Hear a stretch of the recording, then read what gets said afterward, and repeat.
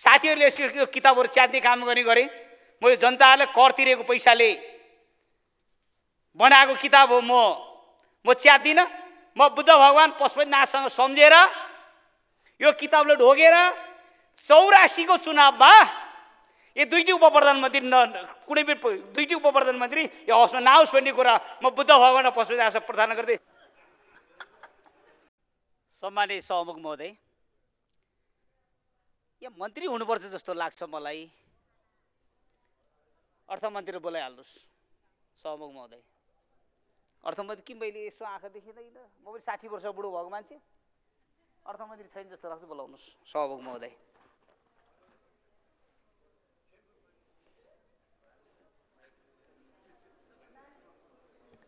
मान्य सदस्य आफ्नो कुरा राख्नुहोस्, उहाँ बाहिर जानुभएको छ। बाहिर जाने 5 मिनट हो, उहाँको 9 मिनट भइसक्यो बाहिर गएको, 10 मिनट पुगिसक्यो। आउँदै हुनुहुन्छ? मैले बोल्ने बेलामा आइपुगेन, म फेरि पछिसम्म बोल्छु सभामुख महोदय। ल धन्यवाद। सम्मानित सभामुख महोदय, यहाँले अर्थमन्त्री आउँछ भन्नुभएको छ, म पर्खाइमा बसेको छु मान्य सदस्य र म बोल्दै पनि छु। अरु मन्त्रालयको विषयमा बोल्दै गर्नु। समय दिनुभएकोमा धन्यवाद। म सर्वप्रथम त आज शहरी विकासतिर लागेँ जस्तो लाग्छ मलाई। म शहरी विकास क्षेत्र कतापट्टि पर्छ नेपालमा, म त्यो क्षेत्रतिर जस्तो गएँ सभामुख महोदय। सर्वप्रथम त मेरो पार्टीकै हुनुहुन्छ उहाँ उप प्रधानमन्त्रीज्यू प्रकाशमान सिंह, सम्मान्य हाम्रो चाहिँ सर्वोच्च नेता गणेशमानको छोरा हुनुहुन्छ। म यहाँलाई काठमाडौँ जिल्लामा 207वटा 3 करोडको चाहिँ बजेट विमोचन गरिदिनु भएकोमा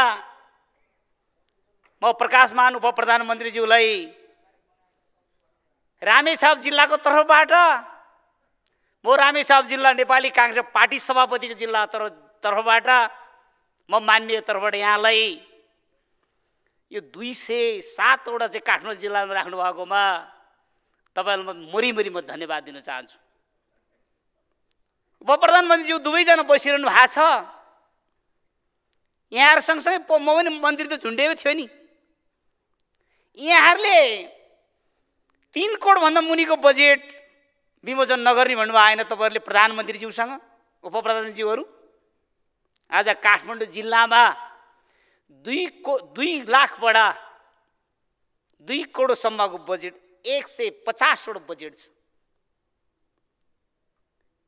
तपाईँले के हिसाबले त्यतिखेर हामीलाई त्यहाँनिर चाहिँ क्याबिनेटमा कुराहरू राख्नु भएको थियो? मैले अस्ति पनि भनेको थिएँ, यो कति कारणले यो भएको छ। दबाबमा हो तपाईँहरूलाई, तपाईँले बोलेको कुरा पुऱ्याउनु पर्दैन। राष्ट्रिय योजना आयोगले उपाध्यक्षले भनेको कुरो 3 करोडभन्दा घटी कसको आधारमा राख्नु भएको छ? यो आज 2 करोड 1.5 करोड 3 के अरे 1.5 लाख 2 लाख कसको आधारमा राख्नु भएको छ? तपाईँहरूले के तपाईँहरू मात्रै को जिल्लालाई मात्रै बजेट लान खोजे हो? यो यस्तो तरिकाले यहाँहरूले देश बनाउन सक्नुहुन्न जस्तो लाग्छ। म रूपन्देहीतिर गएँ,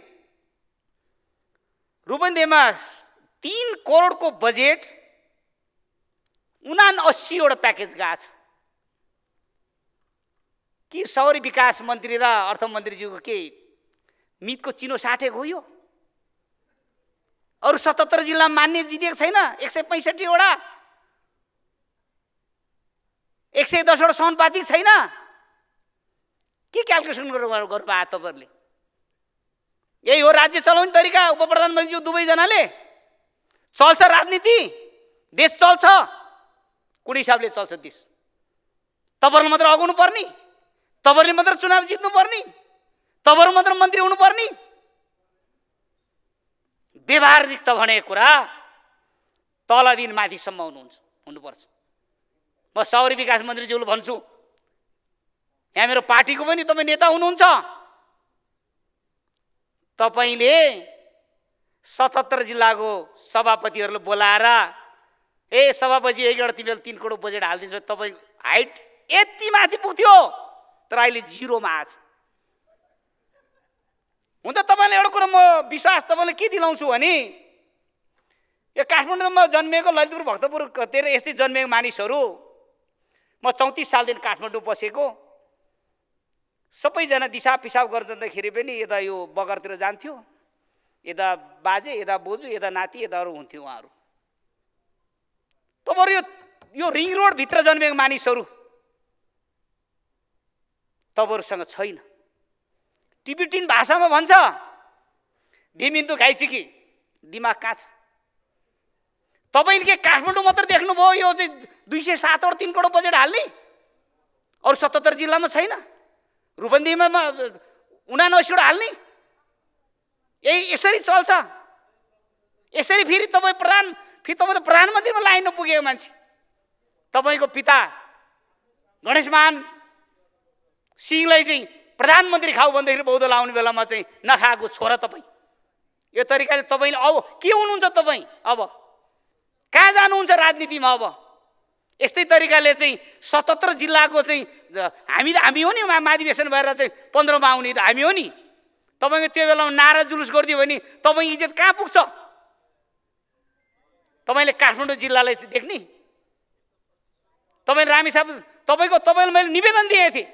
तपाईँको बुवाले मेरो रामेछाप जिल्लामा 2टा स्कुल त्यहाँनिर चाहिँ एउटा स्कुलहरू छ, त्यहाँ 2 जना बाजियो, त्यहाँनिर त्यहाँ ग्रुप बाजियो, बिर्केश्वर महाबी भन्ने। गणेश मानले गएर उद्घाटन गरिदिनु भयो। त्यहाँ लडाइँ पर्यो 2 ठाउँ, उहाँले दुवै ठाउँ त्यो स्कुललाई बाँडिदिनु भयो। 2टी स्कुललाई दुवै ठाउँ तिमीहरू स्कुल बाँडिदिनु भयो। मैले त्यो बाटोको लागि तपाईँलाई निवेदन दिएँ थिएँ। तपाईँले मलाई आज मान्ने मात्र सोचेको? नेपाली काङ्ग्रेसको जिल्ला सभापति कुनै पनि महाधिवेशन महासमिति कार्य समिति कुनै पनि नउठेर जितेको पार्टी। बुझ्नुभयो? म मेरो जिल्लामा 150 किलोमिटर मैले व्यक्तिगत बाटो खनिदिएँ होला। 14वटा एम्बुलेन्स दिएको छु मैले। त्यसै आउँछ 47,100 मत। यो तरिकाले गर्थे तपाईँले सुध्रिनुहोस्। म त एउटा जनजातिको छोरा, एउटा मान्ने, तपाईँले मैले त सिधा कुरा गरिदिएँ तपाईँले, तपाईँ सुध्रिनुहोस् भनेर भनिदिए।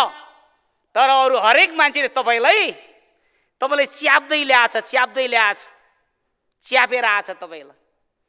तपाईँको 15 को महाधिवेशन तपाईँसँग त्यतिखेर छलफल हुन्छ, तपाईँसँग कुरा हुन्छ। हामी पनि त्यहाँबाट चुनाव त जितेर आउँला नि, महाधिवेशन जितेर आउँला नि, तपाईँलाई त्यतिखेर हुन्छ। तपाईँलाई मैले दलमा भन्ने कुरा गर्न लागेको थिएँ। खास गरी आज दलले बैठक राखेन, तपाईँलाई मैले दलमा यो कुराहरू राख्ने कुराहरू थियो। यस्तो तरिकाले बजेट तपाईँले 77 जिल्ला हेर्नु पर्दैन, 165वटा क्षेत्र हेर्नु पर्दैन। मेरो जिल्ला तपाईँ पुग्नु भएको छ, कति छ मेरो जिल्लामा भोट? कतिवटा क्षेत्रले घेरिएको छ मेरो जिल्लामा? मेरो बुवा र आमाको नाममा 13वटा एम्बुलेन्स एउटा सब बाँधिदिएको छु। सरकारसँग आइसियु बेड थिएन कोभिडको बेलामा, मैले 28 लाख रुपियाँ व्यक्तिगत लगेर चाहिँ मैले किनेर दिएछु। कसको लागि किनेर दिएको छु? मैले त्यो रामेछ जनता र पार्टी बलियोस् भनेर मैले दिएको छु। तपाईँले आज हामीले हेर्नु पर्दैन? हामी काङ्ग्रेसको मान्ने होइन, रुख चिन्हबाट जितेको होइन हामीले। यो तरिकाले तपाईँको राजनीति सब्रिन्छ। तपाईँले हामी त एउटा चाहिँ गणेश मानको चाहिँ नेताको चाहिँ छोरा, तपाईँ प्रधानमन्त्री हुँला भन्ने आशा गरेको थियो, पार्टी सभापति हुँला भन्ने आशा गरेको थियो तपाईँलाई हामीले। यो तरिकाले उप प्रधानमन्त्रीज्यू, देश चल्दैन, डुबिसक्यो काङ्ग्रेसहरू। तपाईँ सुध्रिनुपर्छ। यो तरिकाले पार्टी सबैलाई चाहिन्छ, पार्टी कुरो सबैले चाहिन्छ। सबै पार्टीको साथीहरू आएर चाहिँ बसिया छ। आज 6 महिना अगाडि दर्ता गरेको पार्टी 79 सालमा 6 महिना अगाडि दर्ता गरेको पार्टी आज 22वटा जितेर आछ। त्यही पार्टीबाट जितेर उपसभामुख हुनुहुन्छ यहाँनिर।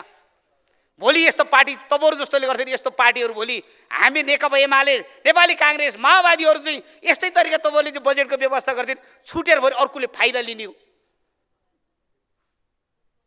म अर्थमन्त्रीज्यूलाई मैले चाहिँ अनुरोध गरेँ, तपाईँलाई यो जुन हामी सांसदहरूलाई दिएको जुन 15 करोड बजेटको त्यो उब्रिएको पैसा टेन्डर प्रक्रियाले गर्दाखेरि घटेको पैसाहरू त्यही जिल्लामा लगानी गरिदिनुपर्छ। मान्य सदस्य समय सकेको मैले एक सेकेन्ड माग्यो त्यो हिसाबले म अर्थमन्त्रीज्यू तपाईँको नि मैले सबै कुरा म रुपेन्द्र म पनि अहिले त्यो जिल्ला हुर्केर आएको बसेको मान्छे हो हाम्रो पनि त्यहाँ साथीहरू हुनुहुन्छ तपाईँले पनि यही 6 महिना अगाडि गएको पार्टीले 683 मतले मात्र जितेर आउनु भयो तपाईँ पनि ख्याल गर्नुपर्छ समयलाई सबैलाई मिलाउनु पर्छ शहरी विकास मन्त्री धेरै भोटले जितेको होइन 80 भोटले मात्र जितेर आएको झुन्डेर हामी जस्तो 17,000 मतले जितेर आउनुपर्छ अनि यहाँ आएर दनाक दिने हो तपाईँ अर्थमन्त्री हो तपाईँलाई काङ्ग्रेसको फेला नपरे काङ्ग्रेस लुते काङ्ग्रेस भएर हो घन्टीले 683 मतले मात्र सबैको रिपोर्टहरू हामीले लिएर बसेका छौँ म यहाँ अन्तिममा सहमुख महोदय मैले शहरी विकासको किताबलाई मैले लिएको छु साथीहरूले यो किताबहरू च्यात्ने काम गर्ने गरेँ म यो जनताहरूले कर तिरेको पैसाले बनाएको किताब हो म च्यात्दिनँ म बुद्ध भगवान् पशुपतिनाथसँग सम्झेर यो किताबले ढोगेर 84 को चुनावमा यो दुईटी उप प्रधानमन्त्री कुनै पनि दुईटी उप प्रधानमन्त्री यो हाउसमा नआओस् भन्ने कुरा म बुद्ध भगवान् र पशुपतिनाथसँग प्रार्थना गर्दै बिदा हुन्छु धन्यवाद नमस्कार जय नेपाल